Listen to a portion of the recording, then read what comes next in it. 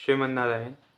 श्रीमान नारायण। मेरा एक सवाल था कि राजा बाली और सुग्रीव के बीच इतनी दुश्मनी क्यों थी और सुग्रीव जी उनसे छिप के क्यों रहते थे। और एक और सवाल था कि श्री राम ने बाली को पीछे से क्यों मारा, छिप के क्यों मारा पीछे से जी। आप जानते हैं? की कहानी पता है पूरा विस्तार में। अच्छा, जैसा कि आपको ये तो मालूम ही होगा कि सुग्रीव और बाली कौन है? जी, भाई हैं। ये लोग भाई भाई हैं जी ना। इनके पिता का नाम था ऋक्षराज। ये बंदर थे। जी बंदर कहा गया है ना। जी एक बंदर और बानर में फर्क होता है। कहीं कहीं ये कथा आती है कि ये जो आजकल के मंकी होते हैं इस प्रकार से नहीं थे, ये वानर थे। वानर का मतलब वन में रहने वाले नर। जी ठीक है। फॉरेस्ट में रहने वाले जो नर होते हैं उनका रूप आकार कुछ विशेष प्रकार का होता था, तो ये वानर थे जी और अगर ये मंकी भी थे तो ये साधारण आजकल के बंदर जैसा नहीं थे। ये रूप अपना परिवर्तन कर लेते थे। ठीक है। कभी नर रूप में, कभी बानर रूप में। ठीक है जी। और जैसा कि इंद्र के पुत्र हैं राजा बाली, ये मालूम होगा जी जो हमारे इंद्रदेव हैं उन्हीं के लड़के ये माने गए हैं। इसकी कथा है दूसरे ढंग की है। और जो सुग्रीव हैं ये सूर्य के लड़के हैं। इनकी ग्रीवा, ग्रीवा माने गर्दन सुग्रीव की बड़ी अच्छी लंबी थी। दोनों भाई भाई थे। एक गलतफहमी के कारण एक दूसरे के दुश्मन बन गए।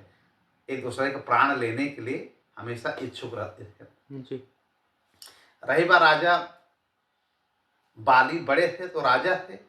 बाली और सुग्रीव में दुश्मनी कैसे हुई, उसके पीछे का प्रसंग ये है कि रावण की कथा आप जानते होंगे कि 6 महीने तक अपने कांख में लेकर के हर जगह ये दौड़े थे बाली जी। और पूजा किए, पाठ किए, 6 महीने तक टहलते रह गए कांख में दबा के। रावण इतना बलशाली, इतना वीर शक्तिशाली, लेकिन इनकी कांख से निकल नहीं पाया था। राजा बलि इतने मजबूर थे, लेकर के पूजा करते और उड़ जाते, एक इस कंदरा से उस कंदरा, इस समुद्र से उस समुद्र। फिर रावण ने माफी मांगा, मित्रता कर लिया। रावण जहां हारने की देखता कि मैं हार जाऊंगा, वहां मित्रता कर लेता था। राजा बाली से भी इसने कहा आप मेरे फ्रेंड हैं, फ्रेंड बन करके रहें। किष्किंधा राज और लंका राज एक जैसा मित्र बन के रहेंगे। राजा बाली ने कहा जाओ ठीक है, तुम आज के बाद हमारे पीछे पड़ना मत। ये मारना चाहता था रावण बाली को, क्योंकि बाली मजबूत है, ये मर जाएगा तो पृथ्वी पे अपना निष्कंटक राज्य करेगा। जैसे आजकल के लोग हैं, जो मजबूत पड़ता है उसको धोखे से मारने की कोशिश करते हैं। इस प्रकार रावण ने भी किया था, लेकिन उसका छल काम नहीं दिया। तो रावण के 2 साले थे, एक दुंदुभी था, एक दुर्मद था। ठीक है। दुंदुभी और दुर्मद ये कौन थे? रावण के साले और मयासुर, मयासुर जिसको कहते हैं। ये मयासुर एक बहुत बड़ा दैत्य था। इसका जिक्र महाभारत में भी है, रामायण में भी है जी। इसको जीवित भी माना जाता है, मतलब चिरंजीवी भी माना जाता है। तो मयासुर जो है के लड़के दोनों थे। और मयासुर कौन था? रावण का ससुर। ठीक है, रावण का ससुर जी। और मंदोदरी के पिता। इसका मतलब दुंदुभी और दुर्मद दोनों ये जो दैत्य थे, ये मंदोदरी के भाई थे। ये दोनों रावण की, जो रावण हार गया था बाली से, उसका बदला लेने के लिए दोनों प्रयासरत रहते थे कि मेरे जीजा को कैसे हरा दिया है राजा बाली, उसको हमको मारना है। तो राजा बाली को मारने के लिए एक बार दुंदुभी जो है भैंसे के रूप में, भैंसा बन करके उनके राज पे आक्रमण किया। लेकिन राजा बाली बहुत बलशाली थे। उन दुंदुभी को पटक पटक कर मारा, उसके धड़ को खींच करके अलग कर दिया और उस धड़ को वहां से फेंका। 10 योजन जाके वह धड़ गिरा दुंदुभी का। ठीक है। कहाँ गिरा? ऋष्यमुख पर्वत के पास, जहां पे मतंग मुनि तपस्या करते थे और अपने ऋषि मंडली और शिष्यों के साथ रहा करते थे। इसीलिए उन्होंने श्राप दे दिया मतंग ऋषि ने कि राजा तुम अपने अहम में यह भूल गए हो कि ऋषियों की ये मंडली यहाँ पे रहती है। अगर कभी भूल से तुम इस वन, इस हमारे क्षेत्र में आ गए इस ऋषमुख पर्वत के पास, जी तो तुम्हारे सर के टुकड़े टुकड़े 1000 टुकड़े हो जाएंगे। अब समझ लीजिए, इसीलिए बाली कभी ऋषमुख पर्वत के पास नहीं जाता था। अब दुंदुभी का वहां बहुत बड़ा शरीर धड़का, कंकाल बन गया, इतना बड़ा दुंदुभी राक्षस था, दैत्य था जी वहां पे। इसलिए वहीं पे जाकर के सुग्रीव 5 लोगों के साथ, अपने हनुमान जी लोगों के साथ लेकर के वहीं पे छिप कर करके रहा करते थे ऋषमुख पर्वत के पास, जिससे कि बाली कभी वहां जा न पाए और सुग्रीव को मार न पाए। ठीक है। जी जी अच्छा, सुग्रीव को मारने की जरूरत क्यों पड़ी कि हम मारेंगे? राजा बाली ऐसा क्यों चाहते थे? उसके पीछे की घटना ये है कि जब ये दुंदुभी मारा गया तो दुंदुभी का एक भाई और था ना, जो मैं दुर्मत कह रहा हूं, जी इसको मायावी मायावी नाम से भी जाना जाता है। यह अब अपने भाई का बदला लेने के लिए और अपने जीजा का बदला लेने के लिए, कि 6 महीने कांख में दबा करके घुमा था, बड़ी बेइज्जती हुई थी, फिर दुर्मद ने एक दिन इनके यहां जाकर के धावा बोला। बाली बहुत क्रोधित हुआ कि तुमको भी हम मारेंगे, दौड़ा करके मारने की कोशिश किया, एक पर्वत में भाग गया, गुफा में। जी अब गुफा के अंदर घुस गया दुर्मद मायावी। ठीक है। जी जी यह दैत्य वहां घुस गया और साथ में सुग्रीव भी गए थे। तो सुग्रीव ने कहा भैया मैं लड़ूं, मैं मारूं? कहा नहीं, तुम नहीं मार पाओगे, हम इसको मारेंगे। इसके पास एक ऐसी शक्ति थी राजा बाली के पास कि जिसके पास खड़ा होता है उसका आधा बल ये खींच लेता था। ठीक है। जी तो बड़े से बड़े अगर कोई बलशाली आ जाएगा तो उसका आधा बल तो इसके शरीर में चला आया, तो अपने आप को निस्तेज हो गया, जी उसका बल आधा हो गया। यह ब्रह्मा ने इसको एक वरदान दिया है। ये अन्य रामायण में है, वाल्मीकि में इसका जिक्र नहीं है, लेकिन और रामायण में इसका जिक्र है। तो इसके सामने जो भी पड़ता है आधा बल क्षीण हो जाता है, तो ऑटोमेटिक ही बलशाली हो जाता है और मार डालता था सबको। तो इसने कहा कि सुग्रीव तुम मत जाओ, मैं जा रहा हूं गुफा के अंदर, और अगर 1 महीने के अंदर मैं वापस न आया तो इस गुफा के द्वार को बंद कर देना, ये समझ लेना कि मैं मर गया हूं। जी सुग्रीव 1 महीने तक उस गुफा के बाहर खड़ा रहा, वॉचमैन बन करके, कि मेरे भैया मार करके उस दुर्मत को आएंगे, मायावी को मार करके उस दैत्य को आएंगे। लेकिन 1 महीने गुजर गया, न बाली निकला और न वह दैत्य निकला। और देख रहे हैं एक दिन कि वहां खून की पूरी धारा बह रही है, उस गुफा से आने लगी। तो सुग्रीव को ऐसा लगा कि बाली मारे गए, यह दुर्मत बहुत बलशाली है, हमारे भैया को छल से मार डाला। जी उन्होंने ये सोचा कि अब हम उतने बलशाली भी नहीं हैं, हम उतने बलशाली नहीं जितना हमारा भैया था। तो उन्होंने गुफा को एक पत्थर से बंद कर दिया, यह सोच करके नहीं कि राजा बाली अब बाहर न निकलने पाए, ऐसा उसके मन में द्वेष नहीं था। उसने सोचा कि वो दैत्य न निकलने पाए, नहीं फिर हमारे किष्किंधा राज को नष्ट कर देगा। जी वो बंद करके इस सोच में चले आए कि यह जो रक्त है, ब्लड है, ये राजा हमारे जो राजा है बाली का है। वो बंद करके किष्किंधा चले आए, वहां बड़ा शोक हुआ, लोग रोए गाए। ठीक है। तो इनकी पत्नी रोमा थी सुग्रीव की, जी और बाली की पत्नी तारा, तारा एक अप्सरा थी जो वहां पे थी इनकी पत्नी बन के। तो इन लोगों ने बड़ा शोक मनाया और राज में कई दिन तक जो है शोकाकुल सब राज्य रहा। लेकिन फिर वहां के मंत्री और अन्य लोगों ने सब ने कहा कि आप ही राजा बन जाइए, तो सुग्रीव को राजा बना दिया गया, अंगद को नहीं। अंगद चूंकि छोटा था जी तो भाई बन गया, बेमन से सुग्रीव वहां के राजा बन गए। ठीक है। और तारा को भी अपनी पत्नी के रूप में रख लिए, इनकी पत्नी रोमा थी, अपनी भाभी को भी इन्होंने अपनी पत्नी बना लिया। पहले ऐसा परंपरा था कि जो राजा लोग रहते थे उनके अधीन सभी लोग रहते थे। जी तो तारा भी इनके अधीन हो गई, जबकि बाली की तो पत्नी थी। फिर उसके बाद हुआ क्या, कुछ दिन के बाद बाली वहां से निकल करके किष्किंधा पहुंच जाता है। तो रक्त बाली का नहीं रहता है, वह रक्त उस दुर्मत राक्षस दैत्य का रहता है। ठीक है। जी अब जब वो आता है, देखता है कि उसका छोटा भाई राज्य का राजा बन करके बैठा हुआ है, तो उसको बड़ा क्रोध लगता है कि जानबूझ करके इसने गुफा को बंद किया था जिससे मैं न निकल पाऊं। सुग्रीव ने बहुत सफाई दिया लेकिन वो माना नहीं, पटक पटक के खूब सुग्रीव को पीटता है और जान से ही मार डालता। लेकिन रूमा और तारा ने निवेदन किया कि एक बार इनको छोड़ दीजिए। कहना अगर ये राज्य में दिखाई दिया तो मैं इनको मार डालूंगा। सुग्रीव वहां से भाग करके उसी ऋषमुख पर्वत पे जाके रहने लगा था, जी जहां पे इसको श्राप मिला है कि वहां जाओगे तुम्हारे सिर के टुकड़े हो जाएंगे। ठीक है। जी तो ये घटना है कि दोनों भाइयों में दुश्मनी इस प्रकार से हुई। और बाली ने फिर उनकी पत्नी को रख लिया, रूमा को। उसने गलत किया कि जो छोटी बहू समान होती है, छोटे भाई की पत्नी को बड़े भाई को कुदृष्टि नहीं डालनी चाहिए, लेकिन बाली ने यहाँ किया। रूमा को भी डरा करके, धमका करके या राजा का अपना रूप दिखा करके इनको रख लिया अपनी पत्नी के रूप में। अब आपका दूसरा प्रश्न है कि राम जी ने छिप करके क्यों मारा बाली को, जी ना?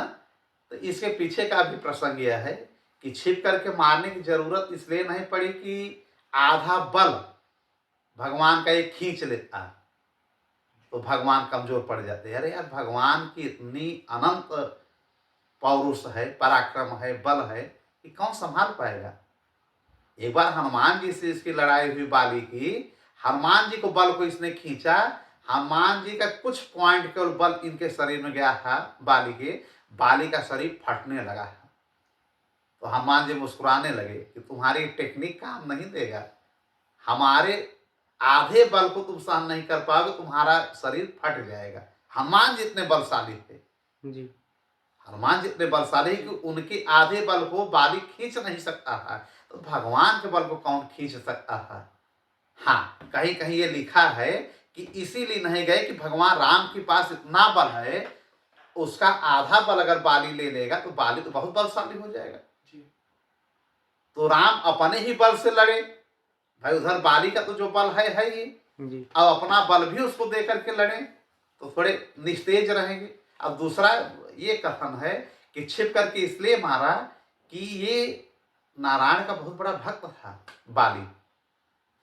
तो सोचे कि बाली को हमारा भक्त भी है और मैं सामने से मारूं अपने एक भक्त को, उचित नहीं है, लेकिन इसको मारना भी अनिवार्य है, क्योंकि ये अपने बहू या भगनी को पत्नी के रूप में रखना बहुत बड़ा पाप है। इसने सुग्रीव की पत्नी को रखा, राज भी हड़प लिया है, इसको मारना जरूरी है। और अंगद की पत्नी के ऊपर भी इसकी कुदृष्टि रहती थी, ठीक है, अपने बहू के ऊपर भी। ये भगवान राम को ये बर्दाश्त नहीं हुआ था, तो भक्त होने की वजह से सामने आकर के नहीं मारे कि मेरा भक्त भी है तो कुकर्मी, मारना भी जरूरी है, तो थोड़ा हम छिप के मारे। अब दोनों भाई आपस में लड़ रहे हैं तो हो सकता है कुछ समय के बाद एक दूसरे के संबंध में आ जाए कि मेरा भाई है यार, इसको लड़ो मत। कई कारण से भगवान ने छिप करके पेड़ के पीछे से बाण मारा था। ठीक है, जी बात स्पष्ट हो गई ना जी कि भक्त होने की वजह से ऐसा किया। और आपका प्रश्न ये था, दुश्मनी भी क्लियर हो गई। जी अब क्या सुग्रीव को इतना भरोसा था कि श्री राम जी बाली को मार देंगे? क्योंकि बाली के पास कुछ रामायण में एक ऐसी व्याख्या आती है कि राजा बाली के पास एक माला थी, ठीक है, जी उस माला की वजह से ये बहुत बलशाली है। कहीं कहीं तो ब्रह्मा का वरदान है बाली को, जो आधा शक्ति खींच रहा है, लेकिन आनंद रामायण में ऐसा घटना है, प्रसंग है कि इनके पास एक ऐसा माला है बाली के पास कि किसी के बल को निस्तेज कर देते हैं। निस्तेज मतलब खत्म लगभग, आधा बल खींचेंगे नहीं, आपके पूरे बल को ही वो खत्म कर देगा। तो जब आपके पास बल ही नहीं रहेगा तो लड़ेंगे कैसे? यह सुग्रीव ने बताया प्रभु श्री राम को कि प्रभु, जब मित्रता हो गई प्रभु की और सुग्रीव की, अग्नि जलाया गया, हनुमान जी ने अग्नि जलाया, दोनों लोग वहां पे फेरा लिए कि हम दोनों एक दूसरे के मित्र हैं, हम तुम्हारी पत्नी को, रूमा को और तुम्हारे राज्य को तुमको सौंप देंगे। श्री राम जी ने कहा, अब मेरी पत्नी का जो हरण हुआ है, जो रावण ने किया है, उसमें सहयोग तुम बंदरों के द्वारा करोगे, ठीक है। तो सुग्रीव ने हामी भरा था। तो सुग्रीव ने कहा कि इसके पास जब तक ये माला रहेगी प्रभु, तब तक इसको मारना बड़ा मुश्किल है। आप हैं भगवान, मैं जान रहा हूं कि आप नारायण भी हैं, लेकिन फिर भी जब सामने आप पड़ेंगे तो आपका बल पूर्ण रूप से निस्तेज हो जाएगा।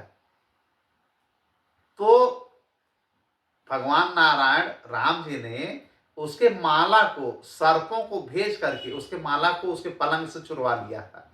सर्प को क्यों भेजा भगवान राम ने? इसकी कथा यह है कि एक ताल का वृक्ष था, ताल, जी 7 वृक्ष थे। एक सर्प था जो कि एक बार किष्किंधा में हुआ क्या कि ताल रखा हुआ, ताल का फल होता है, जी ताल 7 फल रखे हुए हैं, सेवन फल, और वहां से किसी ने चुरा लिया था। तो जब बाली देख रहा तो वहां एक सर्प बैठा हुआ था, तो उसने सोचा कि सर्प ने ही इस ताल के हमारे फल को चुरा लिया। उसने श्राप दे दिया कि तुम्हारे ऊपर 7 ताल के वृक्ष ही उग जाएंगे। जी तो सर्प ने भी श्राप दे दिया था कि बाली जिस योद्धा ने आगे चल करके इस वृक्ष को एक ही बाण से मार के गिरा देगा, वही तुम्हारे मृत्यु का कारण भी बनेगा। ऐसा रामायण में जिक्र है भी ना कि जब सुग्रीव कहता है कि उसको वही आदमी मार पाएगा प्रभु जो एक ही बाण से ये 7 वृक्ष जो ताल के लगे हुए हैं, ताल माने बड़े बड़े जो वृक्ष होते हैं लंबे लंबे, इसको जो एक ही बाण से काट देगा वही बाली को मार पाएगा। श्राप दिया है सर्पों ने। और सर्प कौन है? सर्पों का राजा कौन है? साथ में लक्ष्मण जी चल रहे हैं, ठीक है। जी लक्ष्मण जी तो भाई सर्पराज है, जी शेषनाग है। फिर प्रभु ने किया क्या कि देख रहे हैं मिट्टी से खूब एक सर्प ढका हुआ है, उसके ऊपर 7 जो है ताल के वृक्ष लगे हुए थे। तो लक्ष्मण से कहा कि तुम अंगूठे से जो टेढ़े मेढ़े हो गए हैं इसको दबा दो, और एक ही बाण से प्रभु ने मारा, 7 वृक्ष कट गए। तब इसको भरोसा हो गया कि हाँ ये मार देंगे। तो वहां से सांप भी जो श्राप में था वो भी निकल गया। जमीन में जो धंसा हुआ है जिसके ऊपर वृक्ष था उसने कहा प्रभु कोई आज्ञा। उन्होंने कहा वही जो माला बाली पहनता है उसी को उठा करके लेके चले। और रात में करता क्या है कि पलंग पे अपने लटका देता है। यही सांप गया लेकर के चला है, प्रभु को दे दिया था। ये माला कहाँ से मिली थी बाली को? बाली को यह माला दिया था इंद्र जी ने, इनके पिताजी ने। जी इंद्रदेव स्वर्ग के जो राजा, इंद्र जी को किसने दिया? इंद्र जी को दिया उनके पिता ने, ऋषि कश्यप ने, ठीक है। ऋषि कश्यप जी को किसने दिया?